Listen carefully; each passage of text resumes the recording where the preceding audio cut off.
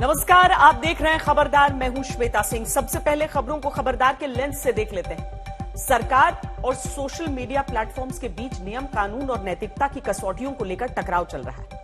WhatsApp और Twitter सहित तमाम कंपनियां भारत सरकार की गाइडलाइंस मानेंगी या फिर यह लड़ाई आगे और तीखी होगी। आज इसका विश्लेषण करेंगे। इस विश्लेषण में आपको केंद्रीय कानून मंत्री रविशंकर प्रसाद का सुपर एक्सक्लूसिव इंटरव्यू दिखाएंगे।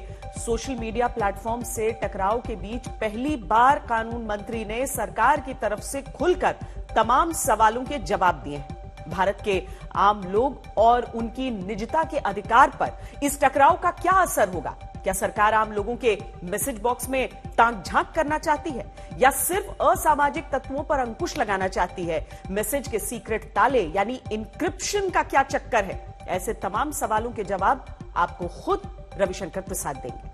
देश में कोरोना के नए मामलों का आंकड़ा भले ही कम हुआ हो, लेकिन हालात अब भी भयानक हैं। बहुत बड़ी संख्या में ऐसे लोग हैं जिन्हें ऑक्सीजन की आवश्यकता है और ऐसे में भारतीय वायुसेना का मिशन ऑक्सीजन लोगों की टूटती हुई सांसों को जोड़ने के काम आ रहा है। आज इस मिशन ऑक्सीजन की हवाई रिपोर्ट आपको दिखाएंगे। भारत के सुस्त वैक्सीनेशन कार्यक्रम को तेज करने के लिए विदेशी वैक्सीन की तेज सप्लाई की जरूरत है। ऐसे में मॉडर्ना और फाइजर की वैक्सीन को तुरंत भारत लाने में क्या पेच है और यह काम कैसे जल्दी हो सकता है, इसकी पड़ताल करेंगे। और कोरोना के इलाज के लिए बनाई गई डीआरडीओ की 2DG दवा की कीमत तय हो गई है। 2DG के एक पाउच की कीमत 990 रुपए रखी गई है। केंद्र और राज्य सरकारों के अलावा सरकारी अस्पतालों को इसकी खरीद पर छूट दी जाएगी। 2DG दवा को डीआरडीओ के इनमास ने डॉक्टर रेड्डीज लेबोरेटरी की मदद से तैयार किया है। इन दिनों भारत सरकार और सोशल मीडिया कंपनियों के बीच बयानबाजियां ट्रेंड कर रही हैं, जिनके केंद्र में है सोशल मीडिया को लेकर बनाई गई नई गाइडलाइंस। सरकार और सोशल मीडिया प्लेटफॉर्म्स के बीच टकराव जारी है और इस टकराव पर आज तक ने केंद्रीय सूचना प्रौद्योगिकी मंत्री रविशंकर प्रसाद का एक्सक्लूसिव इंटरव्यू किया है। इसे देखने से पहले आपको यह समझना चाहिए कि यह पूरा विवाद कहां से शुरू हुआ और कहां तक पहुंच चुका है। देखिए, सोशल मीडिया एक डेमोक्रेटिक मीडिया है। इसमें हर व्यक्ति को अपनी बात कहने का अवसर मिलता है और उसका भी इतना ही महत्व है जितना किसी बड़े आदमी का। सोशल मीडिया ने पिछले कुछ सालों में भारत में ही नहीं, पूरी दुनिया में बहुत बड़ा बदलाव लाने का काम किया है। देश में जागरूकता आई है, अकाउंटेबिलिटी आई है, संवेदनशीलता आई है। आपने देखा कि सोशल मीडिया के माध्यम से हमारी सरकार ने लोगों को कैसे मदद की है। पीएम मोदी जिन सोशल मीडिया प्लेटफॉर्म्स के फैन हैं, उन सोशल मीडिया प्लेटफॉर्म्स और मोदी सरकार के बीच 36 का आंकड़ा चल रहा है, जिसकी वजह है सोशल मीडिया कंपनियों के लिए बनाई गई वो गाइडलाइंस जिन्हें सोशल मीडिया कंपनियां लागू करने को तैयार नहीं है। ट्विटर और सरकार के बीच तो खुली जंग छिड़ चुकी है। ट्विटर का कहना है कि वो नए नियमों को लेकर अपने यूजर्स की अभिव्यक्ति की स्वतंत्रता के लिए संभावित खतरे से चिंतित है, जिसके जवाब में केंद्र सरकार ने कहा है कि ट्विटर दुनिया के सबसे बड़े लोकतंत्र पर अपनी शर्तें थोपने की कोशिश ना करें। ट्विटर ने अपने बयान में अपने यूजर्स की अभिव्यक्ति की आजादी के साथ साथ भारत में अपने अधिकारियों की सुरक्षा को लेकर भी चिंता जताई है, क्योंकि संबित पात्रा के टूल किट वाले ट्वीट पर मैनिपुलेटेड मीडिया का टैग लगने के बाद दिल्ली पुलिस की टीमें ट्विटर के गुरुग्राम और दिल्ली स्थित दफ्तर पहुंच गई थी। क्या कोई भी देश अपने देश के हितों के खिलाफ कोई भी संस्था, कोई भी व्यवस्था अगर काम कर रही है तो क्या उसको नजरअंदाज कर सकती है? क्या वो इग्नोर कर सकती है? इसको ध्यान में रख करके जो हमारे यहाँ कानून है, उस कानून के हिसाब से सभी को चलना पड़ेगा। अब आपको आसान तरीके से समझाते हैं कि सोशल मीडिया प्लेटफॉर्म्स के लिए नई गाइडलाइंस की जरूरत को लेकर भारत सरकार के क्या तर्क है। पहला तर्क तो ये है कि आप इन कंपनियों के खिलाफ पुलिस में शिकायत दर्ज नहीं करवा सकते। इन सोशल साइट्स की शिकायत करने के लिए आपके पास भारत में मौजूद किसी अधिकारी से संपर्क करने का कोई विकल्प नहीं है। अगर आप कंपनी के ऑफिशियल ईमेल आईडी पर शिकायत भेजते हैं तो उस शिकायत पर कार्रवाई की कोई टाइम लिमिट तय नहीं है, और अगर शिकायत पर कार्रवाई होती भी है तो सभी कंपनियां अपने अपने नियम के हिसाब से खुद फैसले ले लेती हैं। कोई भी सोशल मीडिया प्लेटफॉर्म किसी पोस्ट या ट्वीट को बिना कारण बताए हटा सकता है और भारत के कानून के प्रति इन सोशल मीडिया प्लेटफॉर्म्स की कोई खास जिम्मेदारी भी नहीं। ये वो तर्क हैं जो नई गाइडलाइंस को लेकर केंद्र सरकार की तरफ से दिए जा रहे हैं।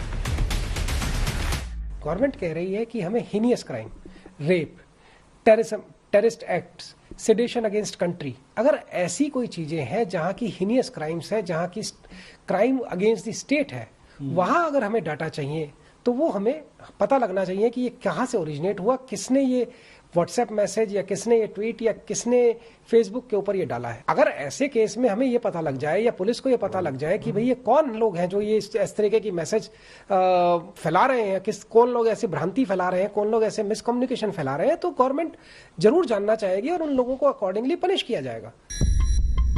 सोशल मीडिया कंपनियां जिस बात का सबसे ज्यादा डर दिखा रही हैं, वो है यूजर्स की निजता के अधिकार का उल्लंघन, जिसको सरकार सोशल मीडिया कंपनियों का बहाना बता रही है। जानकारों के मुताबिक नई गाइडलाइंस लागू होने पर ट्विटर अपनी मर्जी के हिसाब से बिना किसी स्पष्टीकरण के किसी ट्वीट पर मैनिपुलेटेड मीडिया का लेबल नहीं लगा पाएगा।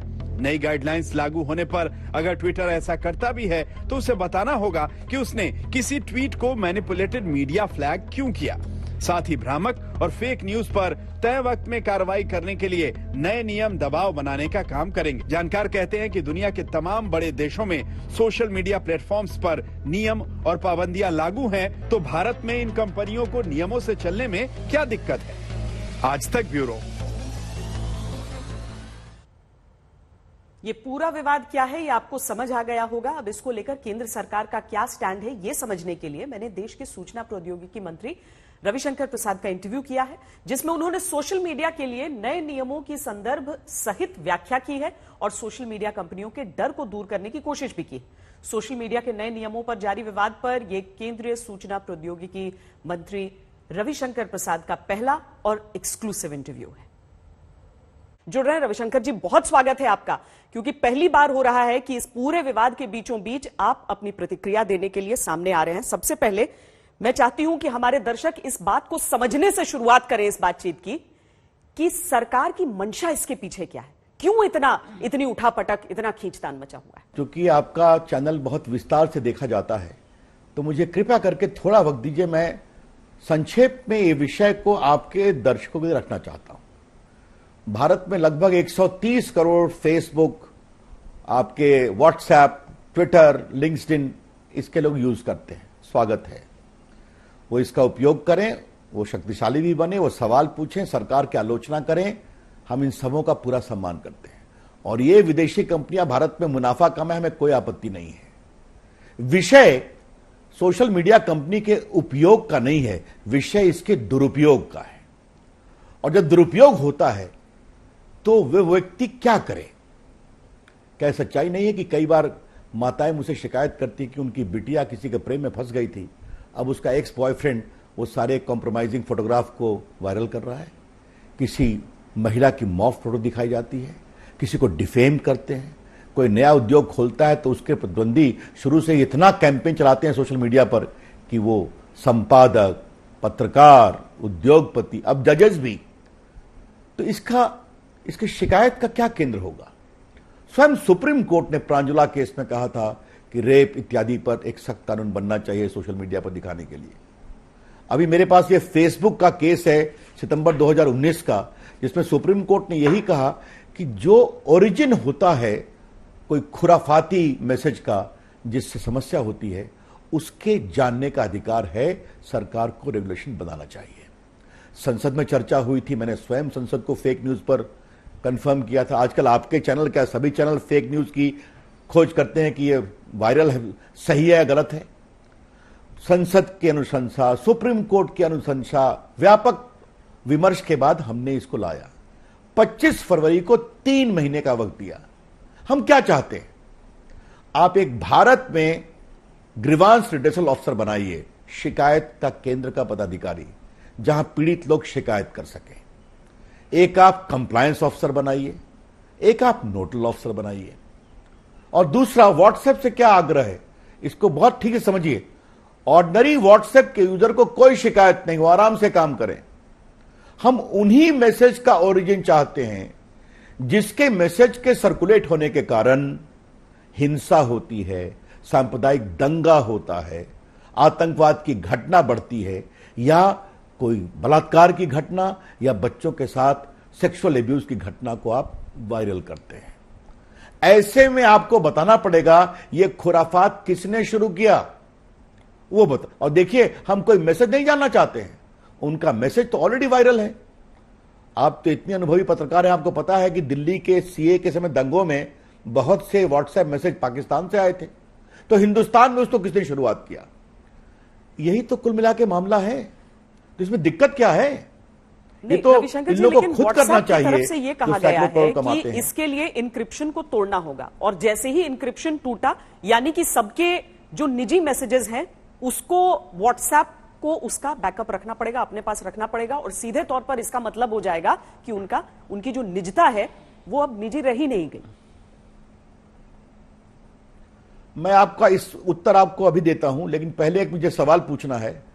अमेरिका के राष्ट्रपति, ऑस्ट्रेलिया के प्रधानमंत्री, इंग्लैंड के प्रधानमंत्री, कनाडा के प्रधानमंत्री जब संयुक्त रूप से आपसे आग्रह करते हैं तो वहां तो आप दे रहे हैं कि नहीं दे रहे हैं? अमेरिका की एफबीआई जब आपसे मांगती है कि हमें इन आतंकवादियों का मैसेजेस बताओ, तो आप देते हैं कि नहीं देते? सिर्फ भारत में ही आपको समस्या है? अरे टेक्नोलॉजी तो सबका उत्तर है। और फिर कहूंगा श्वेता जी, आप इस महकमे को फॉलो करती हैं, तो आप हमें यह बताइए कि अभी जो व्हाट्सएप की नई प्राइवेसी पॉलिसी आई है, जिसको लेकर कोर्ट में बहस भी चल रही है, हमने भी नोटिस किया, उन्होंने कहा है कि अभी हम इसको रोकेंगे जब तक डेटा प्रोटेक्शन लॉ नहीं आता है। उसमें क्या कहा हुआ है कि व्हाट्सएप अपने यूजर्स का डेटा फेसबुक और बिजनेस एंटिटी के साथ साझा करेगा। तो उस समय इंक्रिप्शन का सवाल नहीं है क्या? आप मुझे बताइए। जब फेसबुक ने कैम्ब्रिज एनालिटिका को लगभग 5 लाख भारतीयों का डेटा दे दिया था, तो उसमें इंक्रिप्शन की समस्या नहीं थी क्या? ये टेक्नोलॉजी की समस्या है, टेक्नोलॉजी के द्वारा सुधर जाएगी। फिर मैं रिपीट करता हूं, आम व्हाट्सएप के यूजर्स बिल्कुल मस्त रहें, वो सुरक्षित है, उनकी कोई दिक्कत नहीं आने वाली है। यह सिर्फ और सिर्फ उसी मैसेज के बारे में है जो पब्लिकली सर्कुलेटेड है, जिसके कारण दंगा होता है, हिंसा होती है, आतंकवाद बढ़ता है, भारत की सुरक्षा पर खतरा होता है, अथवा बलात्कार, नग्न महिला या बच्चों के यौन शोषण की बात को आप वायरल करते हैं। तो खुराफात किसने शुरू की, यह बताइए। यह तो आपका कानून के प्रति स्वयं का सम्मान होना चाहिए ना। तो आपके हिसाब से भारत के लिए अलग उनके नियम है, दूसरे देशों के लिए अलग, लेकिन फिर क्यों वो भारत के साथ ऐसा पक्षपात करना चाह रहे हैं? ये चीजें हो ही क्यों रही हैं? आपने बहुत ही अच्छा सवाल किया है। तो आप देश के कानून मंत्री और देश के आईटी मंत्री से बात कर रही हैं, संचार मंत्री से।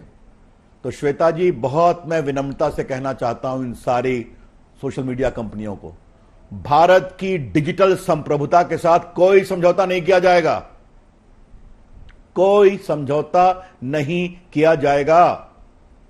अगर भारत में आपको व्यापार करना है, आप प्रॉफिट मेकिंग कंपनी है अमेरिका की, स्वागत है, व्यापार करिए, करोड़ों अरबों कमाइए, लेकिन भारत के कानून और भारत के संविधान का आपको पालन करना पड़ेगा। यह बात बहुत विनम्रता से लेकिन सख्ती से मैं बता रहा हूं, और इसके लिए हम कार्रवाई कर रहे हैं। और फिर सरकार का इसमें कोई हस्तक्षेप नहीं है। ये तो हम भारत के सोशल मीडिया के यूजर्स को मजबूत कर रहे हैं कि भैया तुमको शिकायत है तो तुमको शिकायत के निवारण का जगह मिलना चाहिए। आज ये कहते हैं अमेरिका में जवाब दीजिए, अमेरिका में कंप्लेन करिए। कमाल है, आप यहां से अरबों कमाएंगे भारत के यूजर्स से, लेकिन उनके शिकायत का कोई आप प्लेटफॉर्म नहीं देंगे जहां वो शिकायत कर सके। एक विक्षिप्त मां अपनी बेटी की इज्जत की दुहाई देके जाए, कोई महिला जिसकी मॉफ्ट इमेज लगाई गई है, कोई व्यक्ति जिसको डिफेम किया जा रहा है, कोई संपादक पत्रकार जिसके खिलाफ अनावश्यक अपशब्द कहे जा रहे हैं। अब आपने दूसरी बात कही तो मैं आपको एक बात और बता दूं, और ये जानना बहुत जरूरी है। आप लद्दाख को बहुत कवर करती हैं, आपको याद होगा ट्विटर ने एक बार लद्दाख के पार्ट के मैप को चीन का बताया था, जब हमने बहुत प्रोटेस्ट किया तो बहुत मुश्किल से निकाला। ये सिंगापुर के वेरिएंट को जब कहा गया तो वहां प्रोटेस्ट किया गया तो आपने फट से हटा दिया। लेकिन भारत के कोविड दुर्भाग्यपूर्ण है तो आप उसको इंडिया वेरिएंट अपने प्लेटफॉर्म पर चलाते हैं। क्यों चलाते हैं आप? जवाब दीजिए इसका। याद करिए जब फार्मर्स का प्रोटेस्ट था, तो जब लाल किले पर कुछ शरारती और आतंकवादी प्रोत्साहित करने वाले ताकतों ने हमला किया, तो आपने कहा ये तो फ्रीडम ऑफ एक्सप्रेशन है, बोलने का अधिकार है। लेकिन जब वॉशिंगटन के कैपिटल हिल पर लोगों ने हमला किया तो आपने सबके ट्विटर अकाउंट बंद कर दिए, उस समय के राष्ट्रपति का भी बंद कर दिया। अच्छा किया। तो भारत के साथ ये दोहरा मानदंड क्यों? यही मेरे सवाल। ये दोहरा मानदंड नहीं चलेगा। आप अमेरिकी सीनेट के सामने पेश हो जाते हैं, चाहे जुकरबर्ग हो या बाकी हो, आप ब्रिटिश हाउस ऑफ कॉमन्स के सामने हो जाते हैं, जब भारत की संसद की कमेटी बनाती है तो आप नानुकुर करते हैं। तो मुझे कहना पड़ा भारत की संसद भी उतनी ही महत्वपूर्ण है जितना अमेरिकी कांग्रेस है। तो ये इनको समझना पड़ेगा। अभी आप देखिए, वैक्सीन के लिए हम सब काम कर रहे हैं, आप वैक्सीन हेजिटेंसी के कई ट्वीट्स को आप करते हैं वायरल, क्यों करते हैं? ये आप खुद क्यों नहीं सोचते? और एक तरफ आप कहते हैं कि अभिव्यक्ति की आजादी, और दूसरा आपने एक कानून बना दिया है किसका ट्विटर अकाउंट हम ब्लॉक करेंगे और किसका नहीं करेंगे, ये हम ही तय करेंगे। रविशंकर जी, देश हित की बात एक तरफ है और देश हित के हिसाब से ये जरूरी है, हाँ होना चाहिए यहां पर अफसर, क्योंकि जो भारत के जो इंटेलिजेंस एजेंसीज हैं उन्हें वाकई बहुत मेहनत करनी पड़ती है, बहुत मुश्किलें होती हैं कि इस तरह से सोशल मीडिया से या ईमेल्स के जरिए उन्हें पूरा मेल ट्रेल मिल सके, सोर्स मिल सके। लेकिन यहां पर एक चीज है जो आज के विमर्श से सामने आती है, और खासकर जिस तरीके से ये भारतीय जनता पार्टी और कांग्रेस की लड़ाई के बीच ट्विटर का किरदार आ जाता है, manipulated media. Bharatiya Janata party के कुछ नेताओं के ट्वीट के साथ इस शब्द का इस्तेमाल उन ट्वीट्स के साथ जहां पर कांग्रेस के टूल किट की बात की जाती है, और इसीलिए विमर्श में यह सवाल उठ जाता है कि कहीं यह सरकार की तरफ से बैकडोर सेंसरिंग तो नहीं है। देखिए, पहले मैं आपको बता दूं श्वेता जी, 25 फरवरी को यह गाइडलाइन गजट में प्रभावी हो गए थे। उसी में कहा गया था कि जो सिग्निफिकेंट सोशल मीडिया प्लेटफॉर्म है, जो बड़े हैं 50 लाख से ऊपर यूजर बेस के, उनके लिए हम 3 महीना का विंडो देते हैं। उनको मालूम था कि 26 से यह प्रभावी हो गया, 25 की रात में मई में खत्म हो गया। उस समय न टूल किट था, न कांग्रेस थी, न भाजपा था, इसलिए यह कहने का कोई मतलब नहीं है। और बहुत लोगों ने पालन कर भी दिया, आपको बताना चाहता हूं मैं, या कुछ लोगों ने कहा कि हम जल्दी करने जा रहे हैं एक आध 2 दिन में। अब जो टूल किट की बात है, इस पर क्योंकि मैं देश का कानून मंत्री हूं, मुझे ज्यादा नहीं बोलना चाहिए, मामला पुलिस के इन्वेस्टिगेशन में है। लेकिन भारत का कानून श्वेता जी यह भी कहता है कि अगर कोई पुलिस के सामने मामला है तो उसके अनुसंधान में सबको मदद करना चाहिए, कोई भी हो, संस्था हो या व्यक्ति हो। आप मदद क्यों नहीं करेंगे? अगर आपके पास कुछ मटेरियल है जिसने आपने पाया कि यह मैनिपुलेटेड है, तो उसको आप शेयर करिए पुलिस के पास। और पुलिस कोई उनको गिरफ्तार करने नहीं गई थी, समन देने गई थी, क्योंकि बुलाने पर वो नहीं आए थे। अब कांग्रेस पार्टी ने जाकर के कहीं और एफआईआर भी फाइल किया छत्तीसगढ़ में। अब उनको घबराहट हो रही है, यहां इन्वेस्टिगेशन हो रहा है तो उनसे सवाल पूछे जाएंगे। अब इस पर मुझे कुछ नहीं कहना है, लेकिन बड़ा सवाल इससे एक और निकलता है, वो मैं आपके सामने आपके दर्शकों के विचारार्थ रख रहा हूं। ये सभी प्लेटफॉर्म है, इस पर कोई भी व्यक्ति अपनी अभिव्यक्ति की बात कह सकता है। हां, अगर कोई आतंकवाद का प्रमोशन है, कोई महिला की डिग्निटी का कॉम्प्रोमाइज है, तो इसमें वो कार्रवाई करना भी चाहिए। लेकिन कोई किसी की आलोचना कर रहा है या कोई किसी की आलोचना का जवाब दे रहा है, तो आप तय करेंगे कि किस अकाउंट को चलने दिया जाए, किसको बंद किया जाए। और फिर एक और बड़े सवाल है, आप अगर मैनिपुलेटेड की बात करते हैं तो आपको तो सीधा पुलिस का इन्वेस्टिगेशन तो यही हो रहा था ना।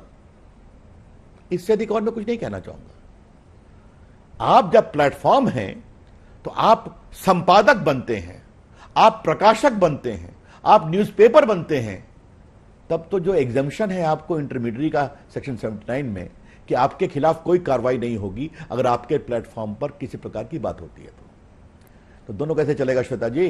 पर रविशंकर जी, आपको लग रहा है कि संपादक बनिए, आपको लग रहा है कि ट्विटर जो है वो जो बाकी विपक्षी पार्टियां हैं उनके इशारे पर काम कर रही है या उनके लिए काम कर रही है, जिनकी मौजूदगी एक तरह से हम केंद्र में देखें तो न के बराबर है।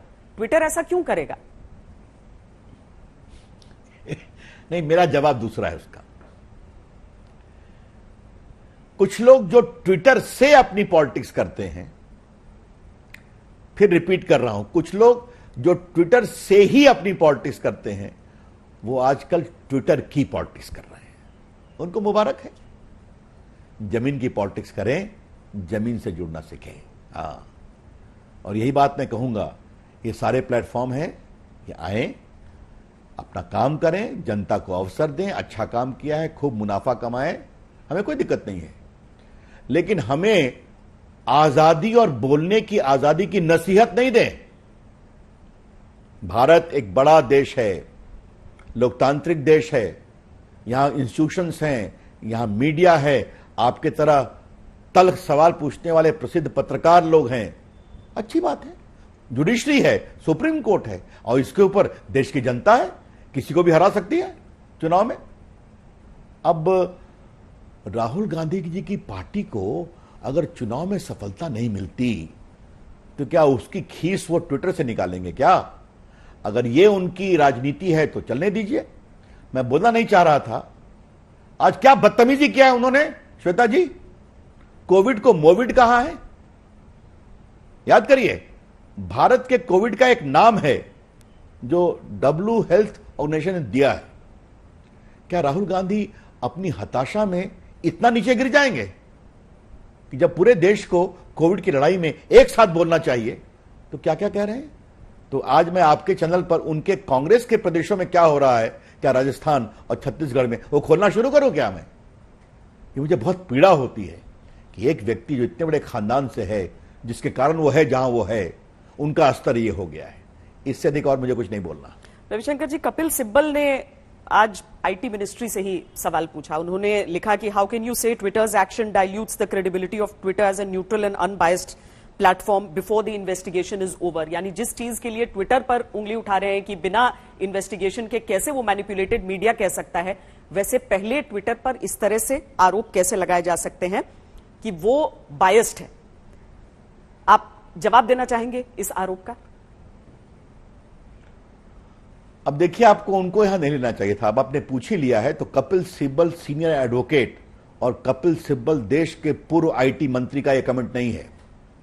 यह कपिल सिब्बल कांग्रेस के नेता का कमेंट है। इससे अधिक मुझे कुछ नहीं कहना है। मैं फिर रिपीट करूंगा श्वेता जी, भारत की डिजिटल संप्रभुता पर कोई समझौता नहीं होगा। ईस्ट इंडिया कंपनी का जमाना चला गया, जिनका मोटो था कि मुनाफा तो भारत से कमाएंगे, कानून इंग्लैंड का लगेगा। इससे अधिक मुझे कुछ नहीं कहना है। रिपीट करता हूं, आप आइए, आपका स्वागत है। अपने यूजर्स को अपने सवाल उठाने दीजिए, वो हमसे भी पूछें, मोदी जी से पूछें, खूब सवाल करें, आलोचना करें, सबकी आलोचना करें, कोई दिक्कत नहीं है। ये भारत का संविधान है, लेकिन भारत का कानून और भारत के संविधान का पालन आपको करना पड़ेगा। आप ये नहीं कहेंगे कि हम सिर्फ अमेरिका के कानून से गाइडेड होंगे या सिर्फ हम अपने कानून से गाइडेड होंगे। अगर इंटिमिडेशन की बात वो करते हैं कि हमें डराया जा रहा है, दिल्ली पुलिस का उनके दफ्तर पर पहुंचना, और एक तरह से अगर हम देखें तो सारी की सारी ये चाहे व्हाट्सएप हो, चाहे ट्विटर हो, गूगल, फेसबुक, सब इस तरह का रुख वो कैसे हिंदुस्तान की धरती पर रहकर ही, लेकिन वो कड़ाई से खड़े हैं कि नहीं, हम तो बदलाव नहीं करना चाहते, या बदलाव करेंगे तो हमें 6 महीने का समय दे दीजिए, या हम कोर्ट में जाना चाहते हैं। क्या ये अहम का टकराव भी हो गया है? क्या सरकार अपनी तरफ से इसे एक ईगो इशू बना रही है कि हमारे कुछ नेताओं के साथ कैसे ट्विटर ने ऐसा पक्षपात कर दिया? पहले मैं आपको एक बात बता दूं, अच्छा कि आपने सवाल पूछा। हमने 3 महीने का उनको वक्त दिया था। कुछ ने कहा था कि हमको 3, 4, 5 महीने समय और दीजिए, कोई विस्तार से कारण नहीं दिया था। अभी मैं फिर कहता हूं, आप अहम की बात को अलग करिए, कोई अहम का सवाल नहीं है। इन आपके सवाल के जवाब में मेरा एक सीधा उत्तर है। एक ग्रीवांस रिड्रेसल ऑफिसर, शिकायतकर्ता पदाधिकारी को अपॉइंट करने में क्या यूपीएससी की परीक्षा करानी पड़ती है क्या, आईएएस की तरह? एक नोडल ऑफिसर और एक कंप्लायंस ऑफिसर को नियुक्त करने में कोई दिक्कत होती है क्या आपको? क्या मतलब है इसका? कोई कारण भी तो होना चाहिए।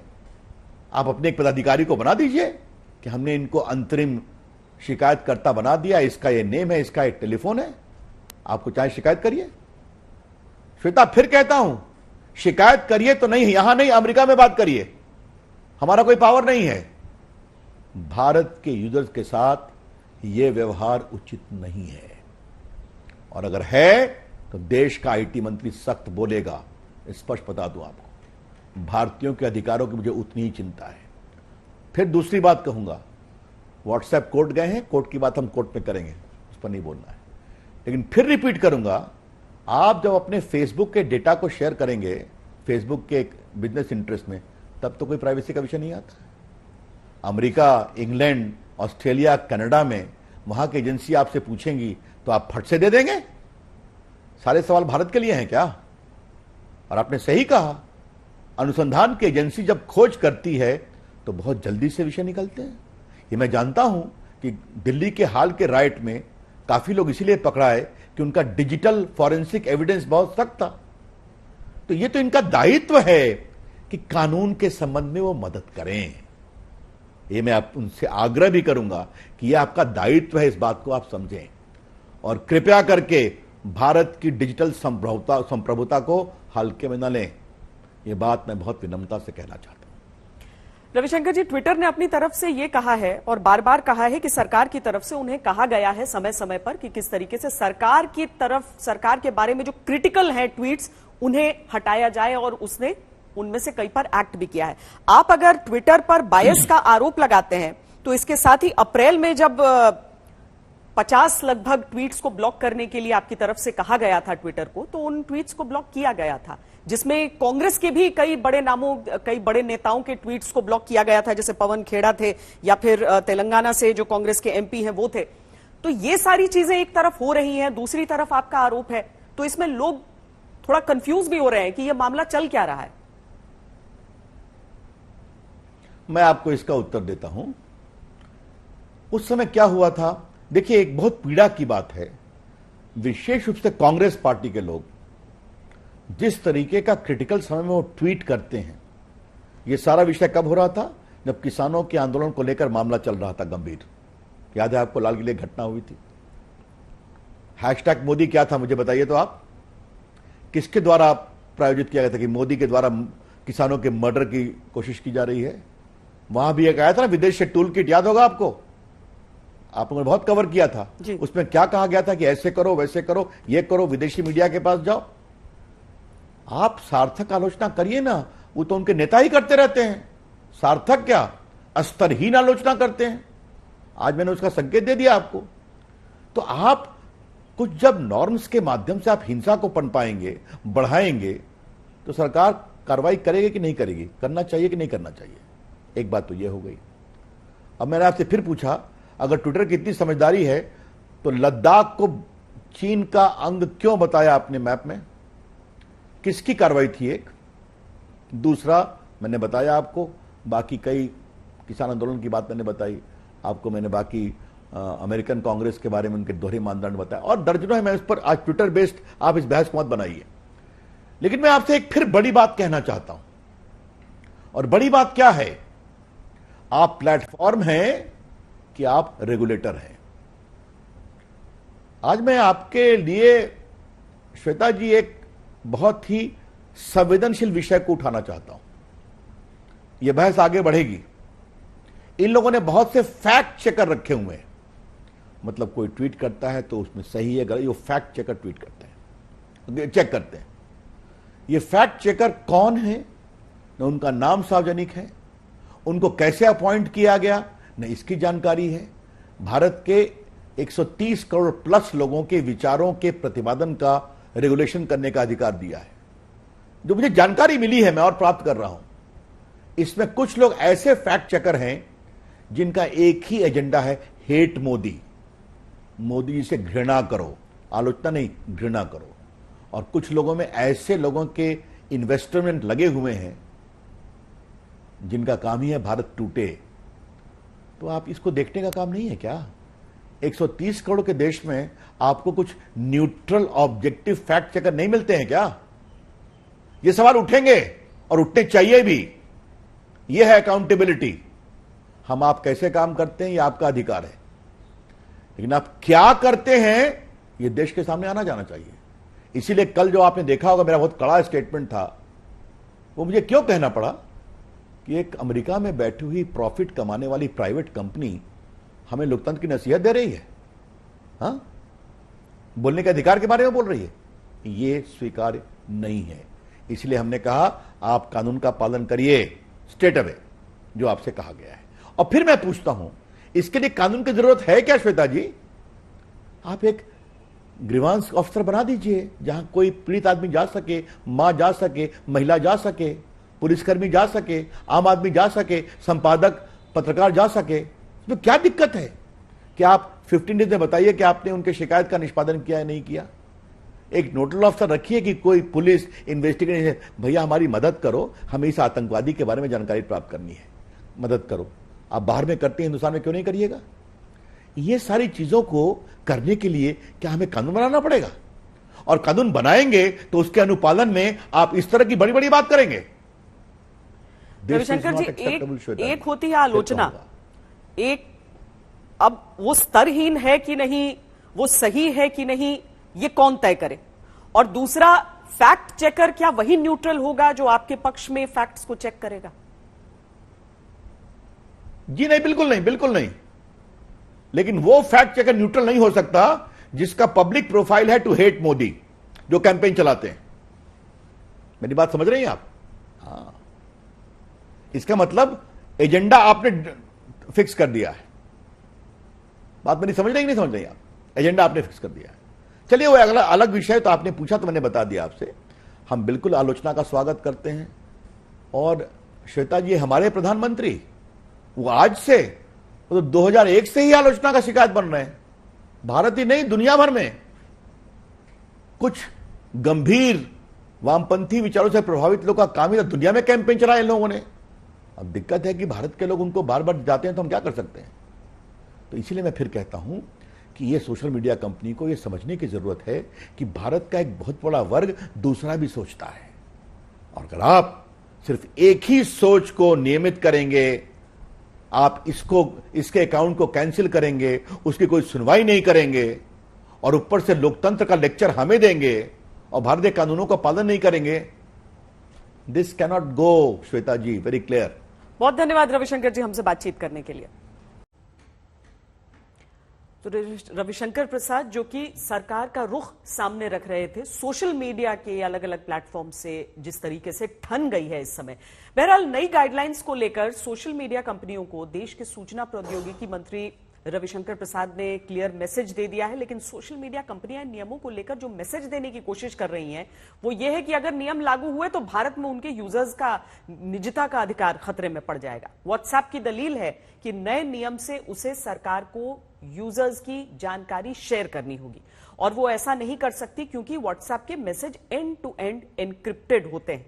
यहां आपको संक्षेप में बता देते हैं कि एंड टू एंड एन्क्रिप्शन क्या होता है।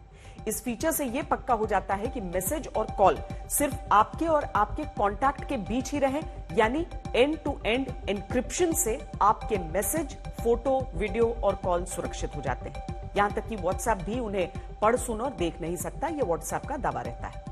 आसान भाषा में कहें तो एंड टू एंड एन्क्रिप्शन एक ऐसा फीचर है जो आपके मैसेज में डिजिटल लॉक लगा देता है और इसे देखने या सुनने के लिए एक डिजिटल चाबी की जरूरत होती है जो सिर्फ मैसेज पाने वाले व्यक्ति के ऐप में होती है। अपने मैसेज को सुरक्षित करने के लिए आपको कोई सेटिंग ऑन करने की जरूरत नहीं होती है। WhatsApp end to end encryption का स्टेटस नहीं बदल सकता, कुछ भी बदलाव करने पर यूजर को नोटिफिकेशन मिलता है। व्हाट्सएप ने यह फीचर वर्ष 2016 में लॉन्च किया था।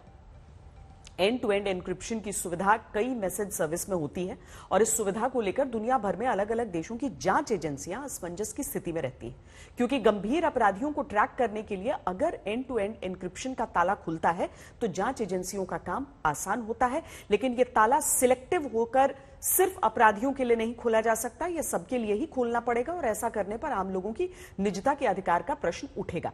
सवाल यह भी है कि कोई अपराधी है या नहीं, इसे तय करके उसका एंड टू एंड एन्क्रिप्शन तोड़ा जाएगा या पहले ही एन्क्रिप्शन को तोड़कर उसके मैसेज से तय होगा कि वो अपराधी है या नहीं। एंड टू एंड एन्क्रिप्शन को लेकर टेक कंपनियों से दुनिया की सरकारों का बीते कई वर्षों में आमना सामना हुआ है। एन्क्रिप्शन कवच को तोड़ने के तर्क सरकारों और कानून का पालन कराने वाली एजेंसियों ने समय समय पर दिया है और कहा है कि आतंकियों और अपराधियों के लिए भी निजता के अधिकार की दलील खतरनाक है। टेक कंपनियां कहती हैं कि एंड टू एंड एन्क्रिप्शन वाले संदेशों को वो भी पढ़ नहीं सकती, लेकिन टेक कंपनियां आपको ट्रैक जरूर कर सकती हैं।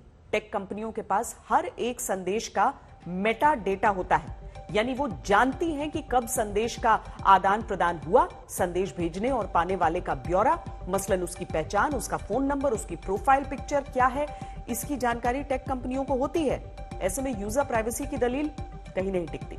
टेक कंपनियां देश के कानून से ऊपर भी नहीं हो सकती। अगर कानून का पालन कराने वाली एजेंसी ने अपनी जांच में कोई जानकारी मांगी है तो उसे साझा करने से इनकार कैसे किया जा सकता है? लेकिन एन्क्रिप्शन कवच को बनाए रखने के तर्क भी बड़े ताकतवर हैं। किसी खास यूजर का एन्क्रिप्शन तोड़ने के लिए एन्क्रिप्शन के समूचे ढांचे में छेद करना पड़ेगा और ऐसे में एंड टू एंड एन्क्रिप्शन का कोई मतलब ही नहीं रह जाएगा।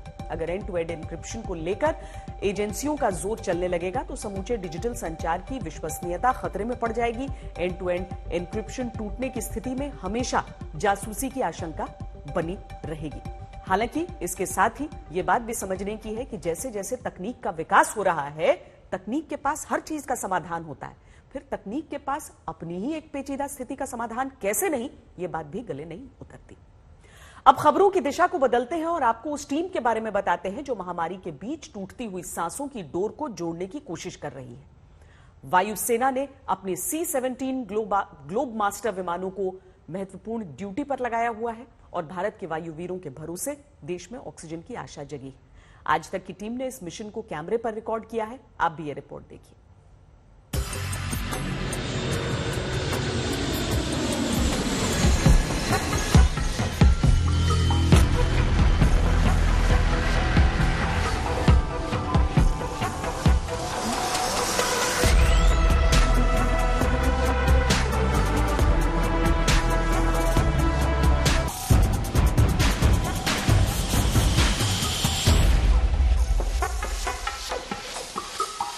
लेह की सीमा पर टैंक की तैनाती हो या फिर अस्पतालों में ऑक्सीजन टैंकर की सप्लाई, C-17 ग्लोब मास्टर ने बेजोड़ और शानदार प्रदर्शन किया।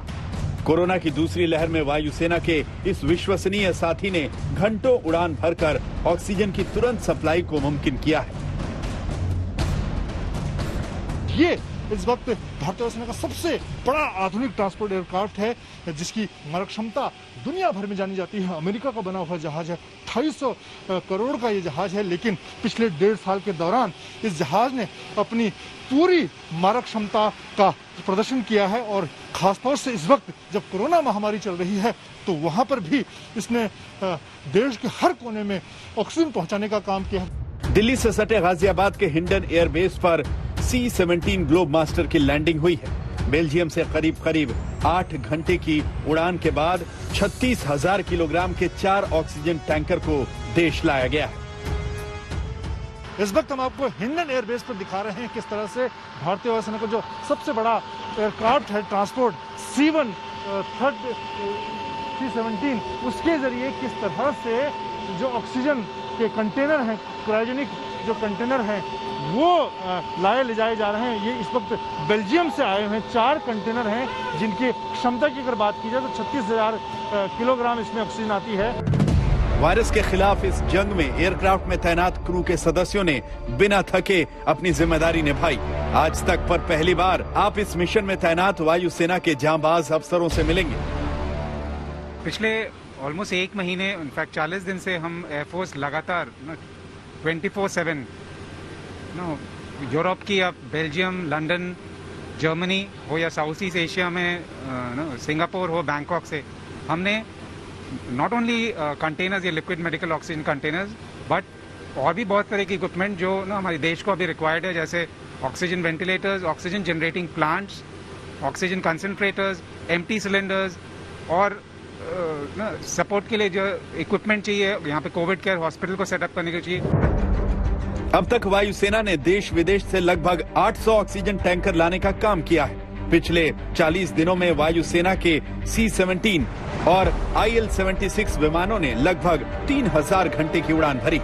एयरक्राफ्ट के जरिए 650 टैंकर्स को भारत के अलग अलग हिस्सों तक पहुंचाया गया है। 120 ऑक्सीजन टैंकर विदेश से लाए गए हैं। पिछले 40 दिनों में हमने ऑलमोस्ट 1600 सॉर्टीज, तकरीबन 3200 घंटे, जिसमें C-17, C-130, AN-32 जैसे विमान यूज़ किए गए और IL-76, हमने ऑलमोस्ट 14,000 टन लोड उठाया है। हमारी देश की जो डेली की रिक्वायरमेंट है आज की डेट में तकरीबन 7,000 टन पर डे, हमने ऑलमोस्ट उसकी ट्वाइस दी एफर्ट उठाई है जस्ट बाय एयरलिफ्टिंग। विशाल, मजबूत और लंबी दूरी तक सामान ढोने वाला ये विमान किसी भी मौसम में लंबी दूरी तक बड़े लड़ाकू उपकरणों, सैनिकों और मानवीय सहायता के लिए सक्षम है। कोरोना की दूसरी लहर में इसके अधिकतम क्षमता के साथ इस्तेमाल से बड़ा अंतर आया है। क्रू ने समझाया कि आखिर कैसे इस उड़ान ने लोगों की जिंदगियां बचाई हैं। आप लोगों ने कहां और किस तरह से ऐसे बड़े टैंकर पहुंचाने का काम किया? देखिए, हमने ये टैंकर जो है ये हम सारे विदेश से लेके आए हैं और हिंदुस्तान के अंदर हम लोग खाली जो ट्रक्स होते हैं जिसमें लिक्विड ऑक्सीजन भरी जाती है, उनको जहाँ पे वो हॉस्पिटल में आके अपना ऑक्सीजन देते हैं, वहाँ से वो ट्रक हमारे पास आता है नियरेस्ट एयरपोर्ट पे जहाँ पे हम लैंड कर सकते हैं और वहाँ से हम उसको उस जगह पे लेके जाते हैं जहाँ पे कि उसमें फिर से ऑक्सीजन भरी जाएगी, जिससे कि एटलीस्ट एक तरफ का रास्ता जो वो 2 या 3 दिन में कवर करते, वो 1 या 2 घंटे में कवर कर लेते हैं।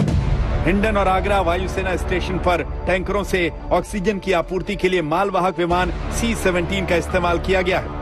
एयरक्राफ्ट क्रू लगातार उड़ान भरता है, खासकर विदेश से मेडिकल उपकरण लाने के दौरान बिना रुके पहुंचना और फिर 2 से 3 घंटे में वापसी की उड़ान, ये चुनौती बहुत बड़ी होती है। बहुत ही स्ट्रिक्ट रेस्ट पीरियड्स और ड्यूटी पीरियड्स का होते हैं, जो कानून होता है उनका, तो हम वो फॉलो करते हैं, जिससे कि ऐसा कभी भी ऐसा ना हो कि एयरक्राफ्ट ऑन ग्राउंड रह रहा है या फिर कोई इंसिडेंट हो।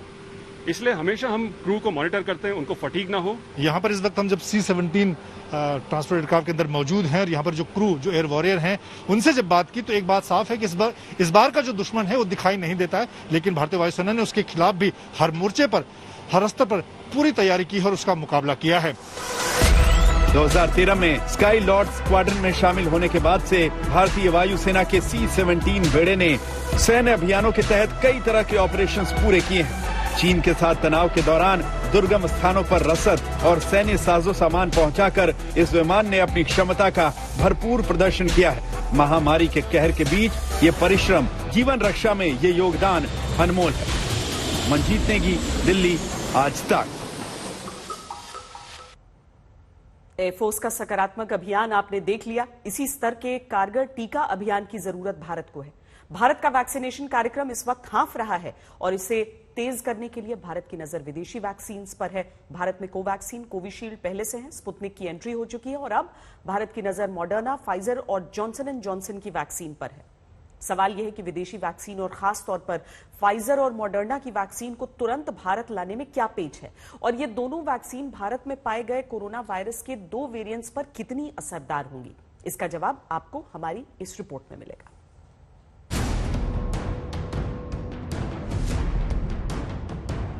कोरोना से मुक्ति का कारगर हथियार वैक्सीनेशन ही है, लेकिन वैक्सीन की डिमांड और सप्लाई की चेन ब्रेक हो गई है और पूरा वैक्सीन प्रोग्राम धीमा पड़ गया है। इस मिशन को विदेशी वैक्सीन की जरूरत है। भारत सरकार का कहना है कि कुल 20 करोड़ से ज्यादा डोजेज भारत में वैक्सीनेशन की दी जा चुकी हैं, लेकिन अगर हम इसे भारत की कुल जनसंख्या के मुकाबले देखें तो ये सिर्फ 3% का आंकड़ा सामने आता है। इसके मुकाबले यूनाइटेड किंगडम में देखें तो वहां पर 50% से ऊपर लोगों को वैक्सीन की पहली डोज दी जा चुकी है। बहुत ज्यादा लोगों को दूसरी डोज दी जाए, इसके लिए एस्ट्राजेनेका की वैक्सीन का डोज गैप यूके सरकार ने फिर से कम कर दिया है।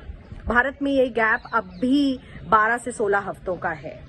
भारत के सामने वैक्सीन लाना एक बहुत बड़ी चुनौती है। भारत में कुल जनसंख्या में सिर्फ 3% लोगों को ही वैक्सीन के दोनों डोज लगे हैं। कोरोना के 10 सबसे ज्यादा संक्रमित देशों में वैक्सीनेशन के मामलों में भारत सबसे नीचे है। इसका मतलब यह है कि भारत में वैक्सीन की कमी पूरी करने के लिए तुरंत फाइजर और मॉडर्ना जैसी बड़ी कंपनियों को भारत में उतारना पड़ेगा। लेकिन सवाल उठे कि क्या दोनों वैक्सीन का भारतीय लोगों पर ट्रायल हुआ है या नहीं। अगर नहीं हुआ तो फिर ये वैक्सीन कितनी सुरक्षित मानी जाए। मेडिकल एक्सपर्ट्स का दावा है कि फाइजर और मॉडर्ना जैसी वैक्सीन पूरी तरह सुरक्षित है और ये वायरस के अलग अलग वेरिएंट पर कारगर भी है। अमेरिका की न्यूयॉर्क यूनिवर्सिटी में एक रिसर्च में दावा किया गया है कि फाइजर और मॉडर्ना की कोरोना वैक्सीन भारत में पाए गए 2 वेरिएंट्स पर भी असरदार है। इंडिया में जिस तरह से केसेस बढ़ रहे हैं तो इंडिया को डेफिनेटली वैक्सीन ही हैं जो हमें इस वेव से एक तरह का एग्जिट दिलवा सकती हैं और हमें बहुत वैक्सीन की जरूरत होगी। फाइजर वैक्सीन अगर इंडिया में आती है तो इट इज गुड न्यूज, क्योंकि फाइजर की जो एफिकेसी है वो भी देखी गई है रियल वर्ल्ड में काफी अच्छी है, 90-95% है। और जब हम फाइजर की और एस्ट्राजेनेका जो कि कोविशील्ड है इंडिया में, उसका कंपैरिजन भी करते हैं तो दोनों में वैसे तो जो न्यूट्रलाइजिंग एंटीबॉडीज हैं दोनों में अच्छी पाई जाती हैं सेकेंड डोज के बाद, लेकिन फर्स्ट डोज के बाद फाइजर में जो न्यूट्रलाइजिंग एंटीबॉडीज का लेवल है वो कोविशील्ड या एस्ट्राजेनेका वैक्सीन से काफी ज्यादा है, लेकिन सेकेंड डोज के बाद वो सिमिलर लेवल्स पर आ ही जाते हैं, but still it is quite good. सरकार भी फाइजर की वैक्सीन को लेकर आश्वस्त दिखी, तभी तो फाइजर से करार को लेकर सरकार की बातचीत शुरू हो गई। फाइजर इसी साल 5 करोड़ टीके भारत को देने को तैयार है। अगर मंजूरी मिलती है तो जुलाई के महीने में 1 करोड़ डोज और अगस्त में भी 1 करोड़ डोज, सितंबर में 2 करोड़ और अक्टूबर महीने में 1 करोड़ डोज मिलेगा। मगर कंपनी इसके लिए बड़ी छूट चाहती है। फाइजर के मुताबिक उसने अमेरिका समेत 116 देशों से क्षतिपूर्ति के करार किए हैं। दुनिया भर में फाइजर के टीके की अब तक 14 करोड़ 70 लाख खुराक दी जा चुकी है। हमने बिल्कुल शुरू से हमारे different organisations, department of biotechnology, my organisation here, हमने मिलके इन सब कंपनीज को and specifically Pfizer, Moderna, J&J के साथ लगातार बातचीत और कांटेक्ट रखा। इनफैक्ट फाइजर के साथ तो वो कॉन्फिडेंशियलिटी डिक्लेरेशन वगैरह का जो करार करना पड़ता है वो भी किया। तो कांस्टेंट टच में रहे, inviting them to manufacture in India, inviting them to supply in India का एंगेजमेंट शुरू से ट्रांसपेरेंट तरीके से पार्टनरशिप की नजर से चलता हुआ आया है। अब हमें इंडिकेट हुआ कि फाइजर वैक्सीन अवेलेबल उपलब्ध कर सकते हैं। इमीडिएटली उसके ऊपर कार्रवाई हो रही है और उसकी तरफ हम तरीके से बढ़ रहे हैं। वहीं मॉडर्ना साफ साफ ये कह चुकी है कि वो इस साल भारत में कोई वैक्सीन नहीं दे सकती, क्योंकि उसके पास 2021 में अमेरिका से बाहर के लिए टीके का स्टॉक नहीं है। जो लोग स्पुतनिक वी वैक्सीन लगवाना चाहते हैं उनका इंतजार खत्म होने वाला है। अपोलो अस्पतालों में जून के दूसरे सप्ताह से वैक्सीन लगनी शुरू होगी। देश को विदेशी वैक्सीन की जरूरत तब पड़ी जब देश में टीकाकरण अभियान में शामिल कंपनियों का प्रोडक्शन वक्त के साथ नहीं बढ़ा। अभी देश में टीकाकरण अभियान में 2 टीकों कोविशील्ड और कोवैक्सीन का इस्तेमाल किया जा रहा है। अब तक 20 करोड़ 57 लाख टीके की खुराक दी जा चुकी है, लेकिन ये रफ्तार बेहद धीमी मानी जा रही है। कोवैक्सीन बनाने वाली कंपनी भारत बायोटेक हर महीने 1.5 करोड़ डोज बना रही है, जबकि सीरम इंस्टीट्यूट ऑफ इंडिया का प्रोडक्शन 6.5 करोड़ प्रति माह है। प्रतिदिन के हिसाब से ये 27.5 लाख से 28.5 लाख डोज होती है। मौजूदा समय में एक महीने में औसतन 16.5 लाख वैक्सीन डोज लग रही हैं। इस हिसाब से भारत में सभी को वैक्सीन लगाने में करीब 4 साल का वक्त लग जाएगा। अगर हिंदुस्तान ने वैक्सीन स्ट्रेटेजी नहीं ठीक लगाई, एक बार नहीं अनेक बार लोग मरेंगे। एक वेव नहीं आएगी, 2 वेव नहीं आएगी, 3 वेव नहीं आएगी, 4 वेव नहीं आएगी, आती जाएंगी, क्योंकि वायरस अडेप्ट करता रहेगा। हिंदुस्तान के 3% को आपने वैक्सीन दी, मतलब 97% लोग को कोरोना पकड़ सकता है। राहुल जी, अगर वैक्सीन की चिंता ही करते हो तो जरा अपने कांग्रेस के राज्यों में ध्यान दो, वहां वैक्सीनेशन में गड़बड़ हो रही है। उनको जो 1 मई से कोटा दिया गया है, 18 से 45 उम्र के लोगों के लिए उत्पादकों से 25% उनके लिए रिजर्व है, वो तो ले नहीं रहे। कोरोना की दूसरी लहर का आकलन हो या फिर वैक्सीनेशन प्रोग्राम, सरकार की नीतियां सवालों के घेरे में है। पॉलिटिक्स भी हो रही है, लेकिन इसी समय में दूसरी लहर की तबाही से सबक लेते हुए तीसरी लहर की तैयारी करनी होगी, तभी हम संक्रमण से बच पाएंगे। मिलन शर्मा के साथ आज तक ब्यूरो। चिंता की बात यह है कि मई में भारत के 23 प्रमुख राज्यों में से 21 में टीकाकरण अभियान धीमा हो गया। तेलंगाना, केरल, छत्तीसगढ़ और उड़ीसा उन राज्यों में शामिल हैं जहां टीकाकरण की गति में काफी गिरावट दर्ज की गई। देश को वैक्सीनेशन स्पीड बढ़ानी होगी और इसके लिए भारत को फाइजर, जॉनसन एंड जॉनसन और मॉडर्ना जैसी विदेशी फार्मा कंपनियों की मदद की जरूरत है। मॉडर्ना के पास तो डोज ही नहीं है, तो 2022 की शुरुआत से पहले उससे उम्मीद नहीं की जा सकती, लेकिन फाइजर से उम्मीद है। हालांकि फाइजर अपने लिए नियमों में एक्स्ट्रा डिस्काउंट चाहता है। ये डील क्या रूप लेती है, इस पर हमारी नजर रहेगी। खबरदार में अब बात उन दावों के खिलाफ जो सिर्फ कागजों में नजर आ रही हैं। बिहार में बारिश आफत बन रही है। पटना के अस्पतालों से बदहाली की तस्वीरें सामने आ रही हैं। ऐसा लग रहा है मानो पूरा का पूरा सिस्टम पानी पानी हो गया।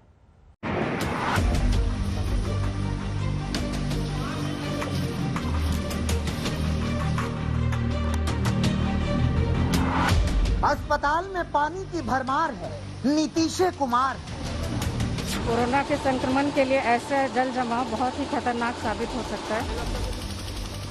मरीज लाचार है। नीतीश कुमार है। कोरोना में जो अगर पॉजिटिव रहेंगे और हम लोग भी इस तरह से हैं तो पॉजिटिव हो सकते हैं।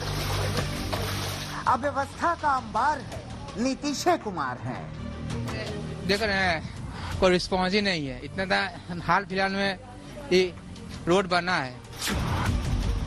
वाह रे सुशासन, वाह रे विकास, वाह रे दावे और वाह रे यास। यहाँ डूब गई हैं दवाइयाँ, डूब गया है वार्ड, डूब गया है केबिन, डूब गया है पटना का NMCH कोविड अस्पताल और इसके साथ डूब गए हैं वो दावे जिस पर तैर रहा है ये लाचार सिस्टम। शुरुआत ही है, अभी तो हमारा पूरा मॉनसून आना बाकी है और अभी से ऐसे हालात हैं और अभी पता है कि कोरोना का संक्रमण भी फैला हुआ है और कोरोना के संक्रमण के लिए ऐसा जल जमाव बहुत ही खतरनाक साबित हो सकता है। कोरोना में जो अगर पॉजिटिव रहेंगे और हम लोग भी इस तरह से हैं तो पॉजिटिव हो सकते हैं। हम लोग तो जान को खेल करके ही वर्क कर रहे हैं। ऐसी स्थिति में भी देख ही रहे हैं कि हम लोग यहाँ पे प्रेजेंट हैं। कोविड का इलाज कराना है तो दरिया से होकर जाना है। जिस मरीज को इलाज की जरूरत है वो बदहाली से जूझ रहा है। बैठने के लिए कुर्सी तो है लेकिन वो तैर रही है। डॉक्टर नर्स का कुछ भी अच्छा हाल नहीं है। कोविड के साथ पानी से भी एक अलग ही जंग लड़ रहे हैं ये। जिन दवाइयों पर जिंदगी बचाने की जिम्मेदारी थी वो तैर रही है। वार्ड स्विमिंग पूल बन चुके हैं। कोविड की टेस्टिंग जारी है लेकिन कोविड के साथ कई बीमारियों की यहाँ आने की तैयारी है। मरीज लाचार हैं, जिंदगी बेहाल है और अस्पताल वाले बताते हैं कि यहाँ का तो हर साल यही हाल है। हमारे वार्ड पार्षद जी बहुत अच्छा काम किए हैं, बहुत ही अच्छा काम किए हैं। लेकिन पानी तो लगा हुआ है। हम देख रहे हैं कि ये घरों में पानी चला गया है, दुकानों में पानी। आगे का पानी अभी खींच रहा नहीं है, इसी वजह से यहाँ जल जमाव जमा हो गया है। ये कोई गांव नहीं, कोई कस्बा नहीं, ये हाल बिहार की राजधानी का है। यहाँ सूबे के आला नेता रहते हैं, जहाँ सूबे के अफसर रहते हैं, जहाँ सूबे का सबसे बड़ा अस्पताल है। ये सब पर सवाल है। यहाँ मुसीबतों के नाम बदल जाते हैं लेकिन नहीं बदलती ये लाचारी, नहीं बदलता ये सिस्टम। इस बार मुसीबत यास का नाम लेकर आई है। पूरे पटना में मानो तबाही छाई है। यास चक्रवात की वजह से बिहार के अधिकांश जिलों में गुरुवार शाम से ही बारिश हो रही है और महज कुछ घंटों की बारिश के बाद पटना के कई इलाके इस वक्त जलमग्न हो गए हैं। इस वक्त हम पटना के सब्जी बाग लंगरटोली इलाके में हैं और तस्वीरें आप देखिए कि जो नाले हैं वो पूरी तरीके से चौक हो चुके हैं और जो नगर निगम के कर्मचारी हैं वो फिलहाल सफाई कर रहे हैं और जो वाटर लॉगिंग है इसे हटाने की कोशिश कर रहे हैं। देख रहे हैं खबरदार में आज के लिए इतना ही, लेकिन कहीं भी कभी भी सबसे तेज खबरों को देखने के लिए आप लॉग ऑन कर सकते हैं www.aajtak.in पर या फिर आप डाउनलोड कर सकते हैं आज तक का मोबाइल ऐप। देश और दुनिया की तमाम ताजा खबरों के लिए देखते रहिए आज तक।